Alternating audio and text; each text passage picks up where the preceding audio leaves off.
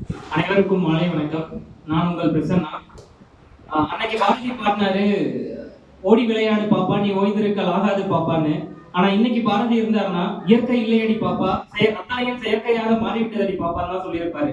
ஏன்னா இன்னைக்கு சுற்றுச்சூழலும் அதை பாதுகாக்கலாம் தான் நமக்கு வந்து பெரிய விஷயமா இருக்கு. என்விரான்மெண்ட் சஸ்டைனபிலிட்டி அண்ட் அதோட ப்ரொடெக்ஷனை பத்தி தான் நான் பேச போறேன். இன்னைக்கு ஒரு 5 விஷயம் இல்லை அப்படின்னா நம்ம ஜெனரேஷன்ல இருந்து அடுத்த ஜெனரேஷனுக்கு நம்மளால போகவே முடியாது. அது என்னென்ன அப்படின்னா, நம்ம எல்லாரும் கேள்விப்பட்டிருப்போம், நீர், நெருப்பு, ஆகாயம், நிலம், காற்று. இந்த 5 விஷயம் வந்து நமக்கு எக்கச்சக்கமா கிடைக்குது. ஆனா அது நம்ம ஒரு அளவுக்கு மேல இன்னைக்கு நம்மளால யூஸ் பண்ண முடியாத நிலைமைக்கு நம்ம போயிட்டு இருக்கோம். எதனால அப்படின்னா, இன்னைக்கு காற்று மாசடைஞ்சு போச்சு, தண்ணி நமக்கு சரியான அளவு கிடைக்க மாட்டேங்குது. அப்படியே அளவு கிடைச்சாலும் அதோட தன்மை வந்து முக்கியமா வந்து ரொம்ப கெட்டு போயிருக்கு. 3வது விஷயம், நம்ம மண்ணில் வந்து அத்தனையுமே வந்து பாத்தீங்கன்னா ஆர்டிபிஷியலா தான் இருக்கு. இன்னைக்கு இயற்கை உரங்கள் நம்ம எவ்வளவோ சொல்லிட்டு இருந்தாலுமே மண் வந்து பாத்தீங்கன்னா அத்தனையுமே செயற்கையா மாறிடுச்சு. சோ நம்ம என்ன பண்ணலாம் அப்படின்னா, ஒரு 5 விஷயத்த மாத்தியே ஆகணும்.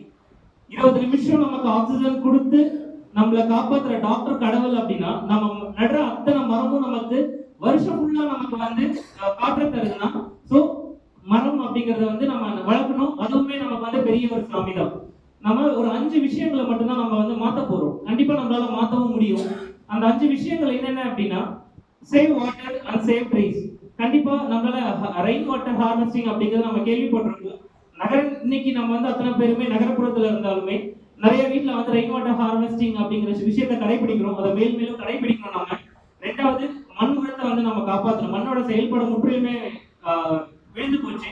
நம்ம கெனடி சார், மேடம் ஒவ்வொருத்தரும் சொல்றப்போ அந்த இயற்கை விவசாயத்தோட இது வந்து நமக்கு புரியுது, முக்கியத்துவம் நமக்கு புரியுது. அப்படி புரியுறப்போ அதை நம்ம எப்படி காப்பாற்றணும் அப்படிங்கிற விஷயம் வந்து நமக்கு ரொம்ப முக்கியமானது. 3வது, நம்ம உடுத்துற உடை.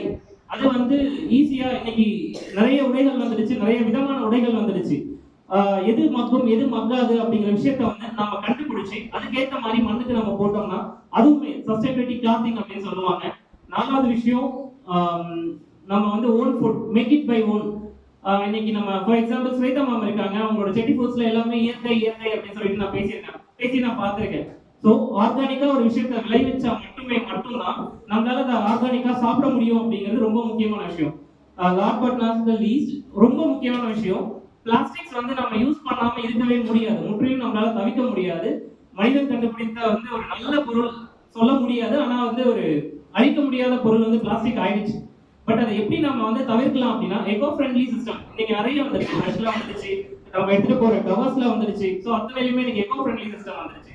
ஸோ அது மாதிரி பயன்படுத்துங்க. There is no planet B. நமக்கு இருக்கிறது ஒரு பிளானட் மட்டும்தான். So do correctly. இயற்கையை பாதுகாப்போம். நல்ல மனிதர்களையும் நல்ல மரங்களையும் வளர்க்கிறது நம்ம தலைமுறைக்கு தான் போய் சேர போகுது. நன்றி, வணக்கம்.